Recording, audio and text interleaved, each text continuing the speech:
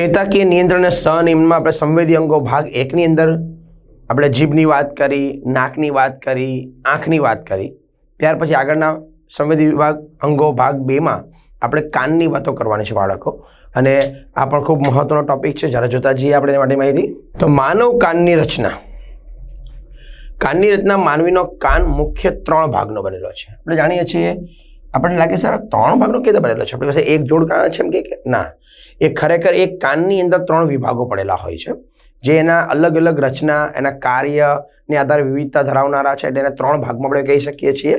આપણે નામ આપો કે ભાઈ બાહ્ય કર્ણ, મધ્ય કર્ણ અને અંતઃકર્ણ, એમ 3 ભાગ કહી શકાય છે.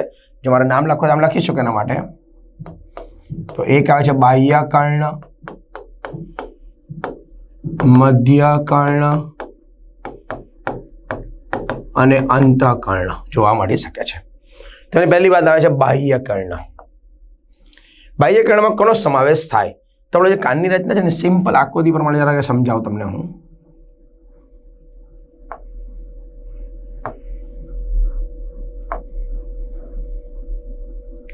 તો કાનનો બહારનો ભાગ દેખાય છે આપણને. તો જે બહારનો ભાગ દેખાતો છે, બાહ્યનો ભાગ પહેલો, એ આપણે કહી શકીએ છીએ કર્ણપલ્લવ. બીજો ભાગ અંદર તરફ દેખાઈ રહ્યો છે, એ છે કર્ણનલિકા. તો આ બંને ભેગા મળી અને જે બનતી ભાગ રચના છે એને આપણે બાહ્ય કર્ણ તરીકે ઓળખી શકીએ છીએ. તો પહેલો ભાગ એમાં જોઈએ કર્ણપલ્લવ. અહીં આપણે જોઈ રહ્યા છે આખો વિસ્તાર સિમ્પલ કહી શકાય છે. આ કર્ણપલ્લવનો ભાગ છે. તો કર્ણપલ્લવ તે ગોળ, થોડું ઘણું ગરણી આકારનું, હા ગરણી આકાર કહેવાય, એટલે આગળ ભાગ પણ પાછળ ભાગ થોડો સાંકડો થતો જાય છે, ગરણી આકારનો હોય છે. તેની બહારની કડક ધારને હેલિક્સ કહેવામાં આવે. યસ, આ જે કડક ધાર જોવા મળી શકે છે હેલિક્સ ભાગ તરીકે ઓળખી શકાય છે. જ્યારે તેને નીચેનો ખંડ જે નરમ છે એને લોબ્યુલ્સ કહેવામાં આવે. આ પોચો ભાગ જ્યાં આપણે બૂટ બોલી શકીએ છીએ, અથવા જ્યાં આગળ આપણે એરિંગ છોકરીઓ પહેરતી હોય છે, તો એ જે જગ્યા છે એ જગ્યાને લોબ્યુલ્સ કહેવામાં આવી શકે છે અને હેલિક્સ તરીકે ઓળખી શકાય છે. એમ 2 મુખ્ય ભાગ એમાં જોવા મળતા હોય છે. હા, કોઈ પૂછે કે સર આમાં કયા પ્રકારની પેશીઓ જોવા મળતી હોય, તો કે ખાસ કરીને એની અંદર જોવા મળી શકે છે આપણને મુખ્યત્વે રીતે પીળી સ્થિતિસ્થાપક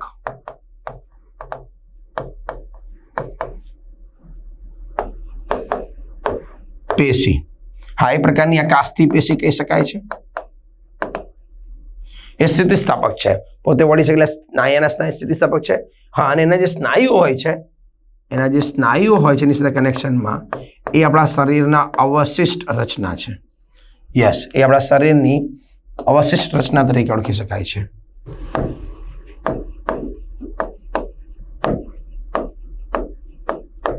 રચના તરીકે ઓળખી શકીએ છીએ. ત્યાર પછી આગળ કર્ણનલિકા.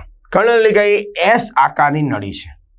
અહીંયા આખી રચના છે એમ કરીને અહીંયા જોવા મળતી, એટલે એસ આકારની નળી તરીકે ઓળખી શકાય છે, જે અંદરની તરફ કર્ણપટલ સુધી વિસ્તરેલી હોય છે. એટલે શું? તો કે અહીંયા જે આખો વિસ્તાર હોય છે જેને આપણે કર્ણપટલ કહીશું. કર્ણપટલ એટલે કાનના પડદાને આપણે જેને સાદી ભાષામાં ઓળખીએ છીએ, કર્ણપટલનો ભાગ અહીંયા જોવા મળે. તો કર્ણપટલ જોવા મળતો હોય છે. તો આખી ગોઠવણી કહી શકાય છે. કર્ણનલિકાની ઉપરના ભાગમાં વાળ જોવા મળે, જે ધૂળના રચકણોને અંદર આવતા અટકાવે છે. એટલે શું? તો આ જે સપાટી હોય છે એમાં નાના નાના રોમ આવેલા હોય. હા, કે જેમ કહેવાય હવાને ગાળવાનું કામ કરે. ત્યાંથી હવા અંદર દાખલ થતી હોય છે, તો તે જે આપણે મહત્વનો ભાગ ભજવી શકે છે. એ સિવાય એના અંદરના ભાગમાં મીણની ગ્રંથિઓ આવેલી હોય છે, જે ભૂખરા રંગના ચરબીયુક્ત પદાર્થનો સ્ત્રાવ કરે છે, જેને સાદી ભાષામાં કાનનું મીણ કહેવામાં આવે છે, વેક્સ તરીકે ઓળખી શકીએ છીએ. તો એ અહીંયા આગળ જોવા મળતી ગ્રંથિ જે હોય એ ગ્રંથિમાંથી ઉત્પન્ન થાય એને આપણે એક સાદી ભાષામાં મીણ ગ્રંથિ કહી શકીએ. હા, એક પ્રકારનું પ્રસ્વગ્રંથિનું રૂપાંતરણ છે અને એ પણ સ્ત્રાવ કરવાનું કામ કરે, જેથી અંદરનો ભાગ જે છે એ થોડો ભીનાશવાળો રહેતો હોય. અને ખાસ એનો મુખ્ય ઉદ્દેશ્ય છે જે અંદરનું અસ્તર છે આખું કર્ણનલિકાના, એને રક્ષણ કરીને અંદરના ભાગમાં, મધ્ય કર્ણના ભાગમાં ઊંજણ પૂરું પાડવાનું કામ કરે છે. એક પ્રકારના મધ્ય કર્ણના ભાગની અંદર જરૂરી ઊંજણ એટલે કે જે ઘસારો ન લાગે એના માટેની વ્યવસ્થા માટેની રચના આગળ જોવા મળતી હોય છે. કર્ણપટલ આ અંદરનો ભાગ છે, એમ કહી શકાય મધ્ય કર્ણનો ભાગ કહી શકાય છે એની અંદર આવેલો. તો એ મધ્ય કર્ણનો ભાગ આપણે કહી શકીએ છીએ. તો તે પાતળું અંડાકાર કલા છે, એટલે અહીં આગળ યાદ રાખશું, અહીં આગળ મધ્ય કર્ણની વાત કરીએ એમાં પહેલો ભાગ કર્ણપટલનો જોવા મળે છે. એને આપણે ઇયર પીના કહી શકાય છે, એને ટેમ્પેનિક મેમ્બ્રેન કહી શકાય છે, એને ઇયર ડ્રમ કહી શકાય છે. આવા અલગ અલગ નામથી આપણે ઓળખી શકીએ છીએ. તે પાતળું અંડાકાર કલા છે જે તંતુમય સંયોજક પેશીનું બનેલું છે. હા, એટલે રચના કંઈક આવી દેખાય છે નહીં. તો આ જે રચના છે તેમાં બહારનો જે વિસ્તાર હોય છે, આ બહારનો વિસ્તાર ધારો કે માની લઈએ તે ત્વચાયુક્ત હોય છે, જ્યારે અંદરનો જે વિસ્તાર હોય છે એ સ્નાયુમય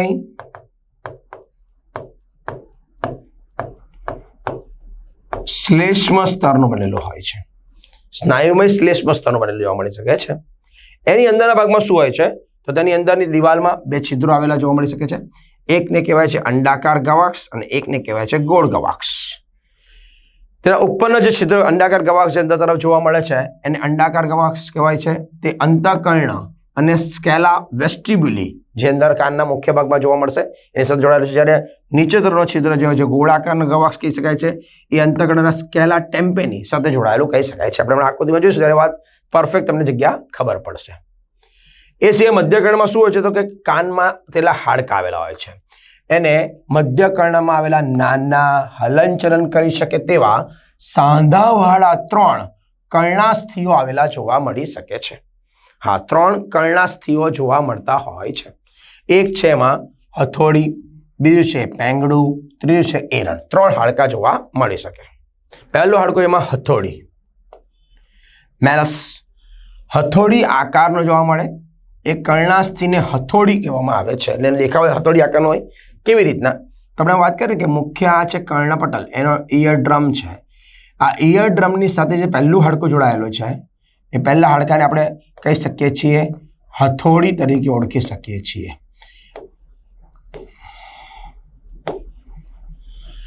તે પહેલું હાડકું હથોડી તરીકે ઓળખી શકાય છે. તે કર્ણપટલ સાથે જોડાયેલું હોય છે. હા, અહીંયા આગળ આ કર્ણપટલ છે, તો આ કર્ણપટલ સાથે જોડાયેલી રચના કહી શકાય છે. એરણ, ઇન્કસ, તે મધ્યમાં આવેલો એરણ છે, જે એરણ આકારનું હોવાથી એને એરણ અસ્થિ તરીકે ઓળખી શકાય છે. એ વચ્ચેનું બીજા નંબરનું અસ્થિ કહી શકાય છે. ત્યાર પછી પેંગડું, સ્ટેપસ, જે અંદર આવેલું પટ્ટાકાર અસ્થિ છે. આ ત્રીજા નંબરનું પેંગડું કહેવામાં આવે છે. 3 કર્ણાસ્થિઓ આગળ જોવા મળતા હોય છે. હા, એને દરેકની ખાસ કંઈ વાત કરીએ. જે હથોડી છે એને શું કહેવાય, એક સ્પેશિયલ નામ આપી દઉં તો એ કર્ણાસ્થિમાં આવેલું સૌથી મોટા કદનું અસ્થિ છે. યસ, કર્ણાસ્થિમાં આવેલું સૌથી મોટા કદનું અસ્થિ છે, યાદ રાખવાનું. જેવી રીતના જે પેંગડું છે ને એ કર્ણાસ્થિ તો નાનું છે પણ મેં કહેવાય ખરેખર એ શરીરમાં આવેલું સૌથી નાના કદનું અસ્થિ કહેવાય છે. યસ. હા, બીજી એક મહત્વની વાત અહીંયા આગળ, હથોડીને એરણ, આ જે પહેલું અને 2 નંબરનું હાડકું છે એટલે અમે કહી શકીએ હથોડી જે છે એરણ હોય અને ત્યાર પછી પેંગડું હોય, એમ 3 હાડકા છે. પણ એ બંનેની વચ્ચે શું છે કે જોડાણ છે, સાંધાઓ છે. અહીં લખ્યું છે કે સાંધાવાળા 3 કર્ણાસ્થિઓ છે. તો હથોડીને એરણની વચ્ચે જે સાંધો જોવા મળી શકે છે, આ જે સાંધો જોવા મળી શકે છે એકબીજાની સાથે સાઇનોવિયલ એટલે પણ કહેવાય મુક્તચલ પ્રકારના સાંધા આપણે તરીકે ઓળખી શકીએ છીએ. પણ એમાં પણ આ જે સાંધો છે એ મિજાગરાનો સાંધો છે અને આ જે સાંધો છે એ કંદુકખલનો સાંધો છે. હા, કોમનલી વાત આપણે બંનેની કોમન વાત કરી શકાય છે. એ કેવા સાંધા કહેવાય છે? મુક્તચલ અથવા કહી શકાય છે સાઇનોવિયલ પ્રકારના સાંધા કહી શકાય છે. તો અહીંયા ઘડી આ પ્રકારના સાંધાઓને યાદ રાખી શકાય છે. એટલે એનો મતલબ કે હલનચલન કરી શકે છે. અને એટલે આપણે ભણીને આવ્યા છે કે ખોપડીમાં હલનચલન કરનારા હાડકામાં ટોટલ 7 હાડકા આવે, એમાં 3 ને 3 તો 6 અહીંયા આગળ કાનમાં છે ને એક નીચે મેન્ડિબલ છે. ઓકે, યાદ રાખી શકાય છે. ત્યાર પછી ખાસિયત શું છે, કેમ આવેલા છે, એનું કારણ શું છે? તો કર્ણાસ્થિનું કાર્ય અવાજના મોજાનું વહન કર્ણપટલથી અંતઃકર્ણ સુધી કરવાનું છે. હા, એટલે અવાજના જે તરંગો છે તે અહીંયાથી લઈ અને અંદર સુધી પહોંચાડવાનું કામ કરી શકે છે અને અવાજના મોજાને 20 ગણા વધુ ધ્વનિ વિસ્તાર કરવામાં કાર્ય કરે છે. એટલે શું? એટલે જે મારો શબ્દ તમારા કાન સુધી પહોંચે છે એ કાનમાં આવ્યા પછી એની આવૃત્તિ 20 ગણી જો વધી જાય છે અને પછી એ કાનના અંદરના ભાગમાં અંતઃકર્ણમાં પહોંચી જાય છે. તો આ મુખ્યત્વે અવાજ મોટો કરવાનો મહત્વનો ભાગ એ ભજવે છે, કારણ કે એ હાડકા છે અને હલનચલન કરે અને બીજાની સાથે અથડાતા હોય એટલે મૂવમેન્ટ કરીને અવાજ છે વધારી ધ્વનિ તરંગોને અંદર મોકલવાનું કાર્ય કરી શકે છે. કર્ણકંઠનળી અને સ્ટેશિયન ટ્યુબ કહેવામાં આવે છે. તે મધ્ય કર્ણની ગુહાને કંઠનળી સાથે જોડે છે અને અંદરની તરફ કર્ણ ઉપરના હવાના દબાણનો સંતુલિત કરે છે. એવું કેમ? તો કે અહીંયા આગળ જે ગોઠવણી છે એની પાસે તે નીચે તરફ હોય છે, તો એને પરિણામે શું થાય છે? ચોક્કસ હવાનું દબાણ. તમે જાણો છો કે શૂન્યાવકાશ જો હોય તો કોઈ પણ વસ્તુ કંઈ પણ આપણે સાંભળી ન શકાય. ટૂંકમાં ત્યાં હવા હોવી જરૂરી છે. જો હવા હશે તો ધ્વનિના તરંગો ગતિ કરી શકશે અને તો જ વ્યક્તિને સાંભળી શકાતું હોય છે. તો ધ્વનિ તરંગોનું હવાનું દબાણ જે કાનમાં ઓલરેડી રહેતું હોય છે એ માટે જવાબદાર છે કર્ણકંઠનળી. હા, ક્યારે તમે આવું અનુભવ્યું હોય કે તમે જોશથી બગાસું ખાઓ ને તો થોડીક વાર અવાજ આવતો બંધ થઈ જાય, પંખાનો અવાજ પણ હવાનો નહીં સંભળાય.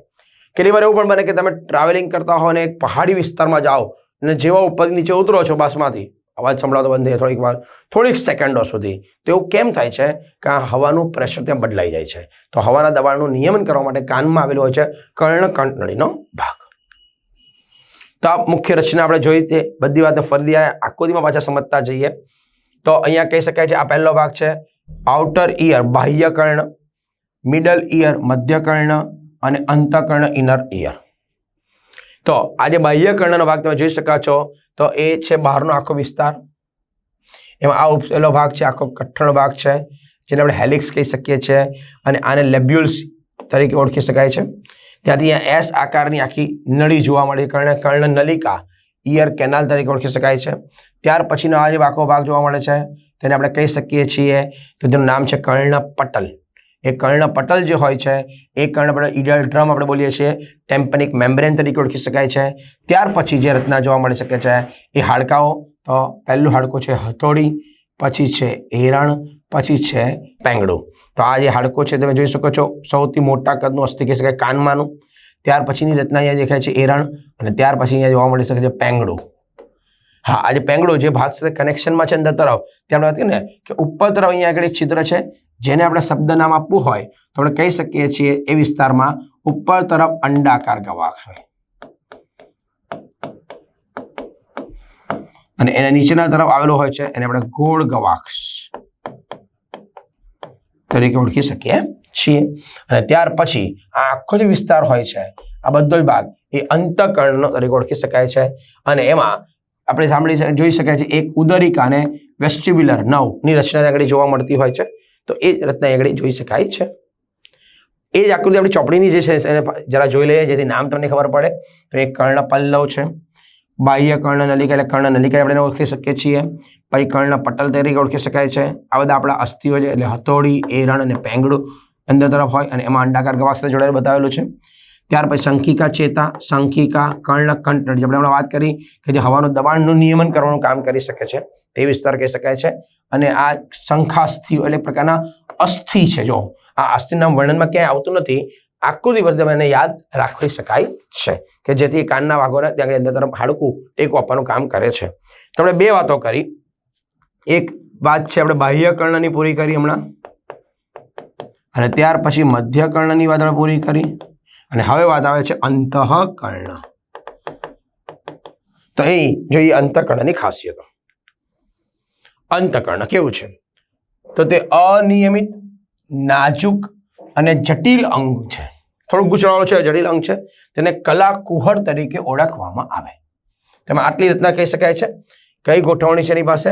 તો કે એ અનિયમિત આકારનું છે, નાજુક છે, જટિલ અંગ છે જે કલાકુહર તરીકે ઓળખી શકાય છે.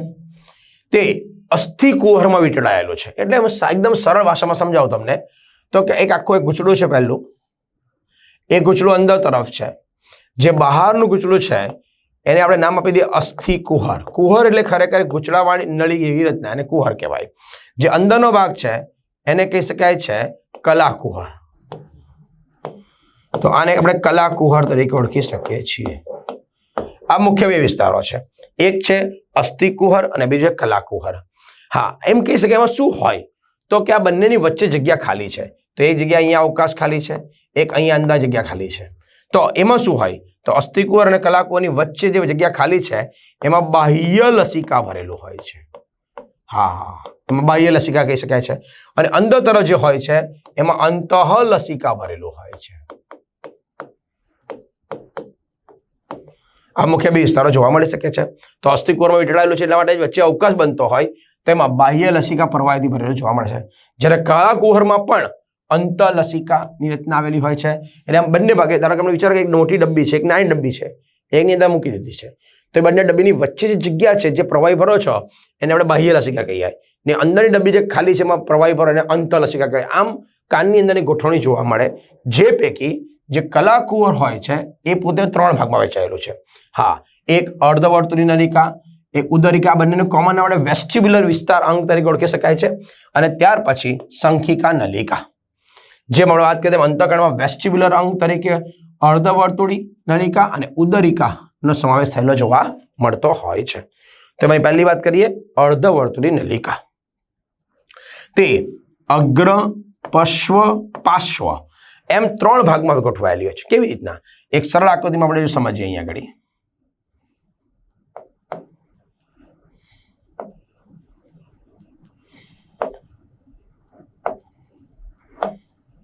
તો આપણા કાનના અંતઃકરણમાં 3 નલિકાઓ છે.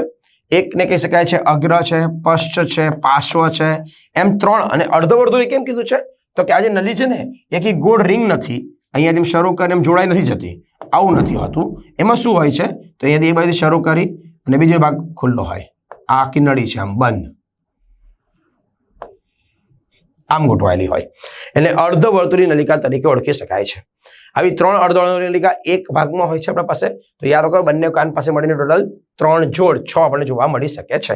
એમાં શું હોય છે તે એકબીજાની સમકોણીય ભિન્ન તલમાં ગોઠવાયેલી છે. હા, એટલે કેવી રીતના હોય, એક આમ નળી હોય, બીજીની ઉપર હોય, એમ બીજીની પાછળ હોય, એટલે એકબીજાની સમકોણીય, એક સરખા ખૂણે, એકબીજાની સાથે સરખા ખૂણે ગોઠવાયેલી જોવા મળી શકે છે. એ દરેક નલિકા ક્યાં ખોલતી હોય છે? આ નલિકા યુટ્રિકલના બંને છેડે ખુલે છે. એટલે શું તો આ જે ઉદરિકા હોય છે ને નીચેનો જે ભાગ હોય છે એ નીચેનો ઉદરિકાનો ભાગ, એમાં એક વિસ્તાર છે એનું નામ છે યુટ્રિકલ. તો યુટ્રિકલના છેડે ખોલતી હોય છે. આ દરેક નલિકાના એક છેડે ફૂલેલી તુંબિકાની રચના આવેલી હોય. એટલે તો આજ મેં જો આકૃતિમાં આખો ભાગ ફૂલેલો દેખાય છે, આ ભાગને તુંબિકા કહેવાય છે, અને તુંબિકા તરીકે ઓળખી શકાય છે. હા, અને આખી જે રચના હોય એમાં શું હોય આપણે વાત કરીએ આ અંદરની જગ્યા પોલાણવાળી છે, એમાં પ્રવાહી ભરેલું હોય છે, જેને આપણે અંતઃલસિકા તરીકે ઓળખી શકીએ છીએ. તો જોવા મળી શકે છે. આ તુંબિકાની ઉપર શું હોય છે? આ તુંબિકામાં સંવેદી ડાઘ તરીકે તુંબિકા પર જોવા મળતી રચના હોય જેને ક્રિસ્ટા તુંબિકા તરીકે ઓળખવામાં આવે છે. તો આના ઉપર એક વિશિષ્ટ ભાગ હોય છે એને ક્રિસ્ટા, હા શબ્દ જરા સાંભળજો, ક્રિસ્ટા તુંબિકા કહેવાય. કેમ એવું? તો આપણે જાણીએ છીએ કે આપણા કણાભ સૂત્રમાં શું આવેલું હોય છે તો કે ત્યાં આગળ ક્રિસ્ટી આવેલું હોય છે. યસ, અહીંયા ક્રિસ્ટા જોવા મળી શકે છે. તો ક્રિસ્ટાની રચના ત્યાં આગળ હોય છે, જેને કારણે એની અંદર એક તો અંદરનો ભાગ હોય છે ને એમાં એક જેલી ભરેલી હોય, અને આ ભાગ ઉપર ડાઘા સ્વરૂપે ઉપર જોવા મળી શકે છે, તંતુમય ભાગ, અને એમાં રોમમય ભાગો હોય છે જે સંવેદી હોય છે. કેમ એવું?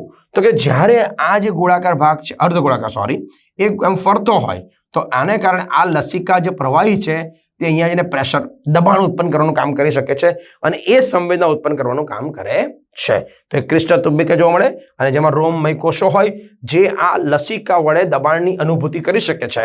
અને એટલે આપણા હલનચલનની ક્રિયામાં સાંભળો બરાબર, આ વેસ્ટિબ્યુલર ભાગનો મતલબ જ છે કે એ હલનચલનમાં કામ કરે છે એવાનો ભાગ અર્ધવર્તુળ નલિકા એક કહી શકાય છે. કે આપણે હમણાં જોઈએ. બીજો ભાગ પહેલા સમજી લઈએ ઉદરિકાનો. આ એક કોથળી 2 કોટરની બનેલી છે કે જેમાં મોટા કોટરની યુટ્રિકલ અને નાના કોટરને સેક્યુલી તરીકે ઓળખવામાં આવે. એટલે ધારો કે હું ઉદરિકાને સમજાવું તમને પાછો વન્સ મોર. તો એક આખો મોટો પોલાણ છે, એમાં 2 વિસ્તારો છે. એક ઉપરનો ભાગ છે એને યુટ્રિકલ કહેવાય, એક નીચેનો ભાગ છે એને સેક્યુલી કહેવાય. આ મુખ્ય જોવા મળી શકે છે. અને એ બંને વસ્તુ કેવી રીતે ગોઠવાયેલી હોય છે તો તે બંને શંખિકા નલિકામાં ખુલતા હોય છે. એટલે શું તો કે આની ઉપર આપણે વાત કરી તેમ આ યુટ્રિકલ સાથે કોણ સંપર્કમાં છે પેલી આપણી અર્ધવર્તુળી નલિકા અને આ જે નીચેનો ભાગ છે ને એ શંખિકા અથવા શંખિકા નલિકાના સંપર્કમાં હોય છે. એ બંને ફરતે એક આખું આવરણ હોય છે એને મેક્યુલા કહેવાય.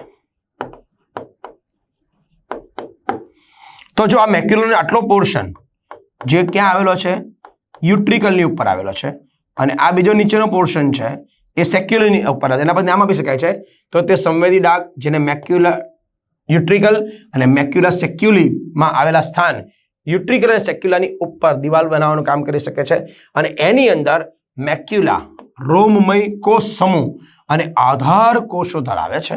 તો આ જે વિસ્તાર હોય છે એની અંદર પણ રોમમય કોષો હોય અને આધાર કોષો હોય જેમ પેલી રચના ક્યાં હતી પેલી તુંબિકાની અંદર હતી અને એટલા માટે મહત્વનો ભાગ અંદર દર્શાવી છે. સાથે સાથે આ આધાર કોષોમાં નાના સ્ફટિકો ધરાવનારા ભાગો હોય છે જે ખરેખર કેલ્શિયમ કાર્બનના બનેલા હોય છે એને કર્ણાશ્મો અથવા તો કાનમાંના પથ્થરો તરીકે ઓળખવામાં આવે છે. આ કેલ્શિયમ કાર્બનના બનેલા અને પ્રોટીનના બનેલા ભાગો છે કે જે શું કરે છે મહત્વનો ભાગ ભજવે છે. કોણ કોણ તો કે ક્રિસ્ટા અને મેક્યુલા બંને ભેગા મળી શરીરના સંતુલન અને સ્થિતિ જાળવવામાં વિશિષ્ટ ગ્રાહી કેન્દ્રો સાથે સંપર્કમાં હોય છે અને તેનો સંપર્ક સીધું ઉદરિકા ચેતા સાથે હોય. યસ, ઉદરિકા ચેતા સાથે હોય અને એનો સંપર્ક કોની સાથે હોય નાનું મગજ અનુમસ્તિષ્ક સાથે હોય અને એટલે આપણે આગળ વાત કરીએ ને અનુમસ્તિષ્ક બેલેન્સ કરવામાં મદદ કરે છે. હવે આની અનુભૂતિ તમે કેવી કરી શકો છો તમે ધારો કે કોઈ ડબ્બી લો અને ડબ્બી ખાલી હોય તો શું થાય તમે એને ગમે તેટલું હલાવો અવાજ નહીં આવશે અંદરથી પણ એ તારા કે અંદર એક જ પથ્થર મૂકી દો પછી ગોળ ગોળ હલાવો તો અવાજ ઉત્પન્ન થાય. યસ, એવી રીતના અહીંયા સેમ રચના છે. એક તો અર્ધવર્તુળની નલિકા જેમાં પ્રવાહી ભરેલું છે અંતરલસિકા અને ઉદરિકા જે નીચે તરફ છે એમાં કાનમાંના પથ્થરો આવેલા છે. યસ, હવે થાય છે શું તમે જરા સીધા ઉભેલા છો તો અંદર એ લોકોની સ્થિતિ સ્થિર છે. હવે જ્યારે એ સ્થિતિ આમ તરફ જાય છે તો એની જાતે અંદર એનું અંતરલસિકાનું દબાણ એક દિશામાં થશે કારણ કે 3 અર્ધવર્તુળની નલિકા આપેલી છે એ દબાણ એક બાજુ કરશે એટલે પેલી તુંબિકા પર દબાણ આવશે એનું પ્રેશર અનુમસ્તિષ્કને ખબર પડી જશે અને કે તમારું માથું બરાબર નથી સીધું કરી દો. પણ સર આપણે મરજીથી કરી છે ને હા તો અત્યારે મરજીથી કરી છે મેં પણ આનું તમે અનુભૂતિ ક્યારે કરી હશે તો કે સર આપણે જ્યારે કોઈ પ્રવાસમાં ક્યારે બસમાં કે ટ્રેનમાં સૂતા હોઈએ યસ ત્યારે વધારે સમજણ પડે તમને કે તમે ઊંઘતા ઊંઘતા માથું નીચે જતું રહ્યું પાછું આપણે સીધું કરી નાખીએ ત્યારે કોઈ કહેતું જ નથી તમને. તમે પલંગ પર જ્યારે સૂઈ જાઓ છો તો ત્યારે આપણે ગમે તેમ આળોટીએ છીએ છતાં પણ આપણે બેલેન્સ કરી શકીએ છીએ. ઇવન દાદર ઉતરો છો તો તમારો પગ નીચે પડે ત્યારે ઘડીએ પડે દાદર જોતા નથી છતાં પગ પરફેક્ટ રીતે પડી જાય છે ને કેમ બેલેન્સ થાય છે આ બધામાં આ અનુમસ્તિષ્ક સાથે આ અંતઃકરણના ભાગો કોણ કોણ અર્ધવર્તુળની નલિકા મારી ક્રિસ્ટા અને ઉદરિકામાં મેક્યુલા ભેગા મળીને કરતા હોય છે. યસ, હા એટલે કેટલી વાર એવું પણ થાય કે તમને લાગે કે બહુ ચક્કર આવ્યા કરે છે અને લોકો એના માટે શરબત જ પીવડાવ્યા કરે પણ ખરેખર પ્રોબ્લેમ કાનમાં હોય ત્યારે બની શકે ચક્કર આવવાની સંભાવના ત્યારે જોવા મળી શકતી હોય છે. તો એક ખામી એમાં અહીં આગળ આપણે કહી શકીએ છીએ. તો એક મહત્વની વાત અહીં આગળ કાન સાથેની એરિયા યાદ રાખી દેવાની છે. આ વાત આપણે ફરીથી આકૃતિમાં જોઈ શકીએ છીએ બાળકો કે કેવી રીતના ગોઠવણી છે તો અહીંયા આગળ જોઈ શકીએ છીએ. તો આપણી આ એક અર્ધવર્તુળની નલિકા છે એ કયા પ્રકારની કહી શકાય છે પાર્શ્વ તરફની છે. આ છે પાર્શ્વ તરફની છે. આ છે અગ્ર તરફની છે. થોડો દેખાય છે અને છેડાનો ભાગ કેવો છે તો જો કોઈ પણ દરેકનો એક એક ભાગ જ ફૂલેલો છે એક એક ભાગ જ ફૂલેલો છે અને એક ભાગને ક્રિસ્ટામાં જોવા મળતી હોય છે. એની સાથે સંપર્ક જે છે એ ઉદરિકાનો છે. આજે ઉદરિકા જેમાં આપણે યાદ કે બે વિસ્તારો છે મુખ્યત્વે રીતે એક તો સેક્યુલી કહી શકાય છે પેશિકા સેક્યુલી અને બીજો ભાગ એની ઉપર હોય છે યુટ્રિકલ જે ઉપર તરફ જોવા મળી શકે છે અને એટલે આમ યુટ્રિકલ અને સેક્યુલરના સંપર્ક ગોઠવાને કારણે એનો સંપર્ક ક્યાં છે શંખિકા સાથે છે. તો આપણે જો રચના ભણવાની બાકી છે એક ગુચડાવાળી આકારની છે શંખિકાની રચના છે અને આની અંદર તમે જોયું તેમ આ તુંબિકાના સંપર્કમાં હોય છે અંડાકાર કવાક્ષનો ભાગ. તો એક અંતઃકર્ણ ભાગો કહી શકાય છે. ઓકે બાળકો આજના ટોપિકમાં તમને સમજણ પડી જ ગઈ હશે કારણ કે બહુ ધ્યાનથી તમે જોતા હતા, છતાં પણ તમને એવું લાગે કે કંઈક મુશ્કેલી છે, તો ફરીથી વિડીયોને રીજનરેટ કરીને પાછો જોઈ શકો છો. અને એ જેની મજા છે કે રીપી તમારા ઘર સુધી પહોંચી ગયું છે, એટલે તમે ઘડીએ પડીને જોઈ શકો છો. તો thank you for today's topic.